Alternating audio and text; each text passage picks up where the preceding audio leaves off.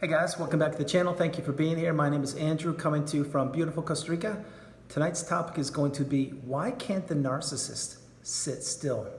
Think about that for a minute. Guys, if you like the content, please subscribe. So this is a question that I will give you a bunch of answers to.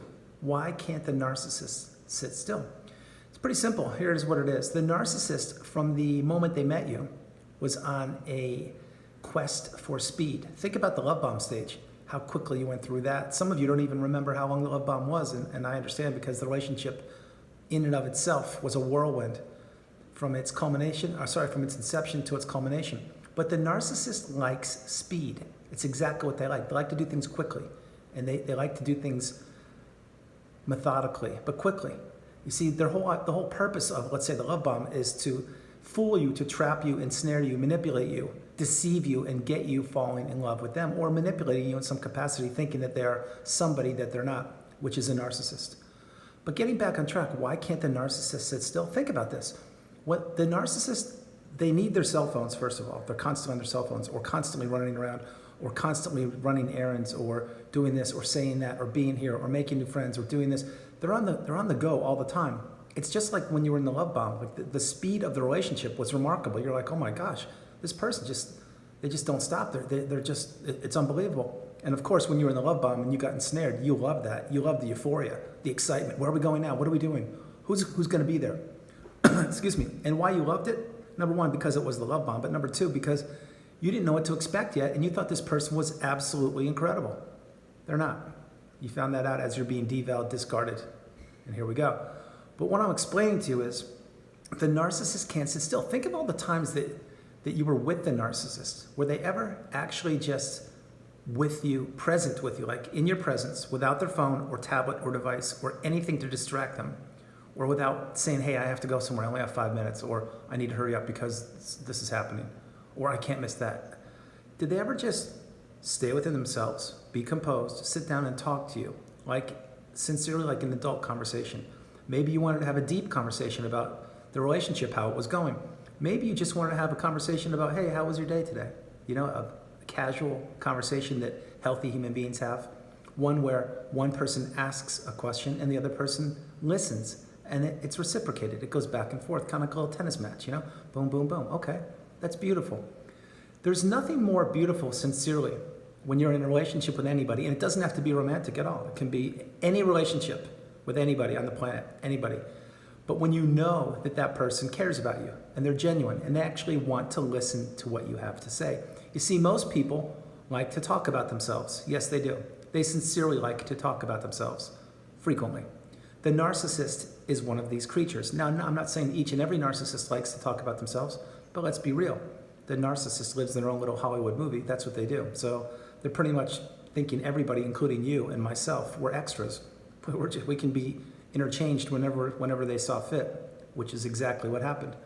But getting back on track with it, the narcissist, they can't sit still because they're always trying to maintain something, a presence, like, yeah, I'm doing this, I'm going here, I'm taking that class, I'm teaching this, I'm going here, I'm buying that, I'm doing this, I need to meet these people for coffee. I've been always on the go. And you may say, well, Andrew, why? Why are they doing that? I don't get it.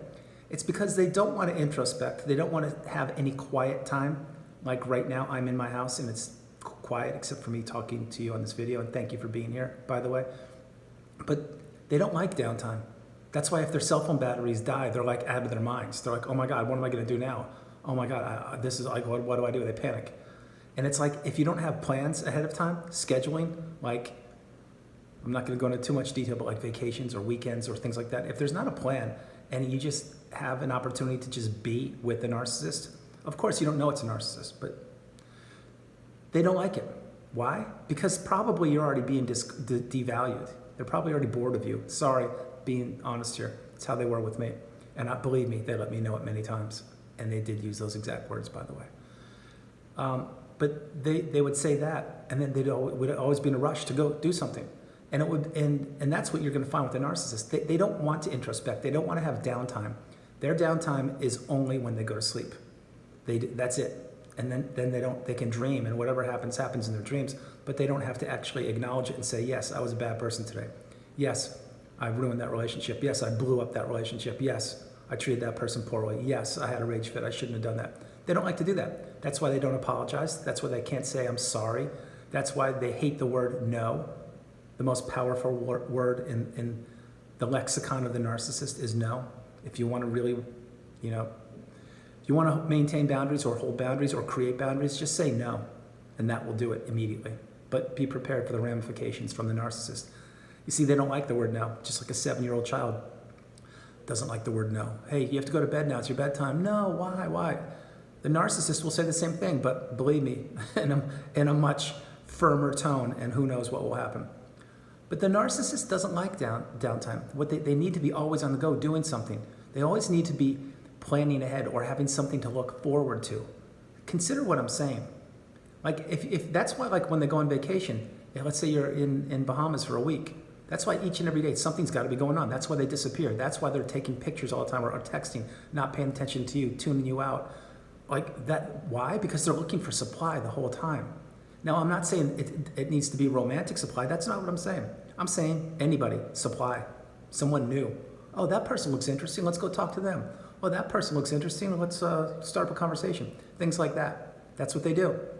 And it's no more evident than when, if you are with a narcissist right now while you're watching this video, and if they're sitting next to you on their cell phone and they're tuning you out, you know exactly what I'm talking about. You see, they can't be without their cell phone. They can't. I'm sorry to laugh. I'm just having flashbacks. But they can't, and they need to be stimulated. And let's be real. After the love bomb, you're in the deval stage and then the discard stage. So you're not that exciting to the narcissist unless they feel like plugging you in for a little while, getting some excitement out of you, whatever it may be. Yawn, okay, I'm done, unplug, put you back on the shelf. That's what they do. They need to always be looking forward to something or meeting new people or taking a new this or doing that. That's why their hobbies, think about the hobbies of the narcissist. They change monthly. Yeah, like this month, maybe I'm gonna take a film class. I want to become a cinematographer. Okay, sounds great. Let's spend $2,000 on that. Great. Next month, nope, I want to go snorkeling. The next month, I want to go climbing the mountains. Like all these things, it never stops. It really doesn't. And yeah, of course, along the way, they may find a couple hobbies that they like. But trust me, when you get discarded or when the relationship ends, whatever hobby that was, it will be thrown in the trash just like I was. And hopefully not you, but maybe you were. And I'm not trying to trigger people. And they'll pick up a new hobby that the new supply likes. You see what I'm saying? It doesn't like ordinary or common or healthy, those 3 words, are not attributes of the narcissist. They need to be on the extremes. Remember, you are either black or white, good or bad, in or out, up or down. That's the way it is. That's 100% the way it is. And you know what I'm talking about when you were discarded. If you were, you saw the mask slip and you saw a person that was unrecognizable to you. You were like, who is this? What is this? And then you did your research on narcissism and here you are. So why can't the narcissist sit still? Because they don't want to introspect. They don't want to think about things that healthy human beings do.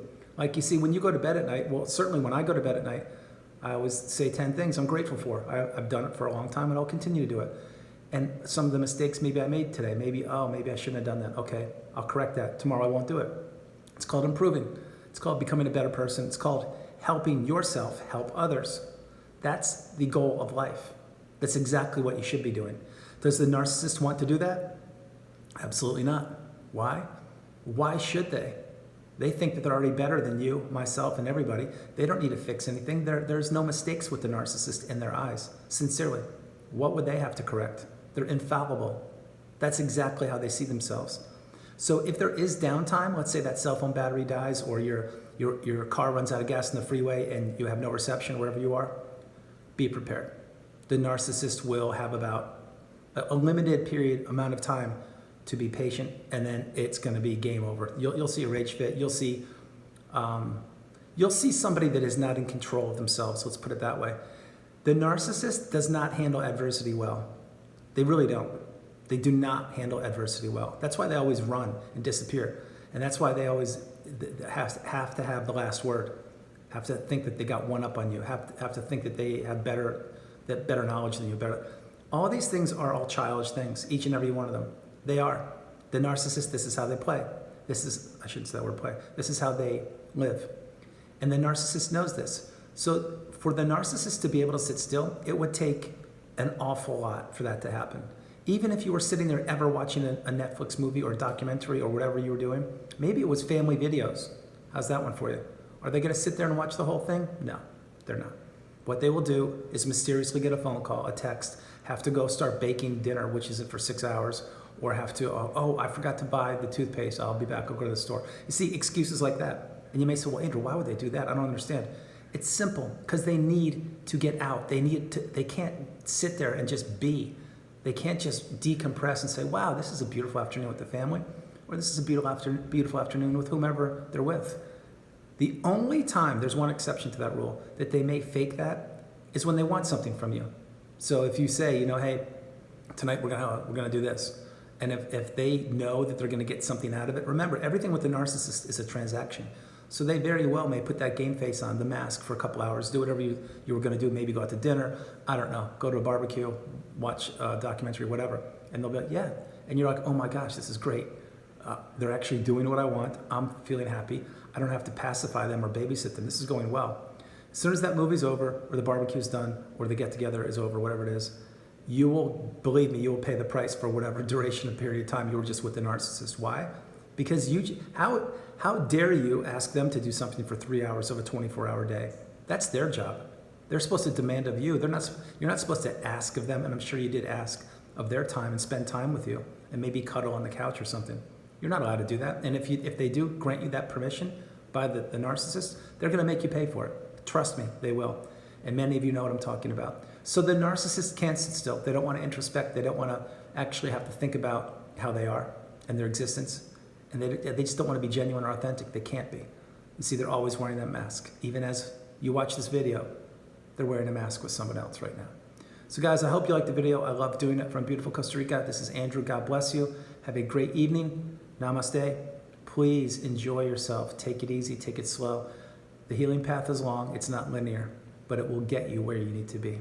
I love you so much. God bless you. Bye.